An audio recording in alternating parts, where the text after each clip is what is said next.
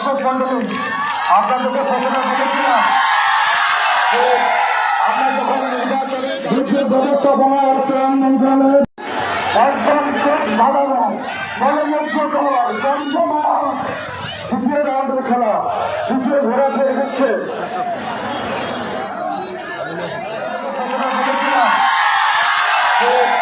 আমরা যখন নির্বাচনে কামড় দিলে তো ভালো লাগে।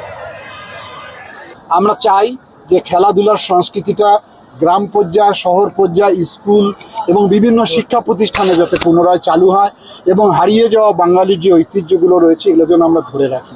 আমরা নতুন করে খেলোয়াড় সংগ্রহের একটি কর্মসূচি সারা বাংলাদেশে দেয়া হয়েছে। আমাদের পরিকল্পনা রয়েছে খেলাটাকে পেশা হিসাবে গ্রহণ করার জন্য, সংস্কৃতিটা পেশা হিসাবে গ্রহণ করার জন্য, এবং খেলোয়াড়ও যেন ভবিষ্যতে মনে করে যে আমি খেলোয়াড় হয়ে সাংস্কৃতিক অঙ্গনে বিচরণ করে আমি যেন পেশা নিতে পারি।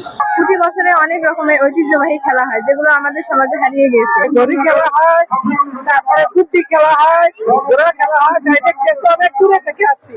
আমার দুটো ছেলে, আমার বাচ্চা দুই সন্তান, দুটো ছেলে, ছোট ছেলে, ওরা খুব ইচ্ছুক, বলতেছে আমরা ঘোড়া খেলা দেখতে যাবো।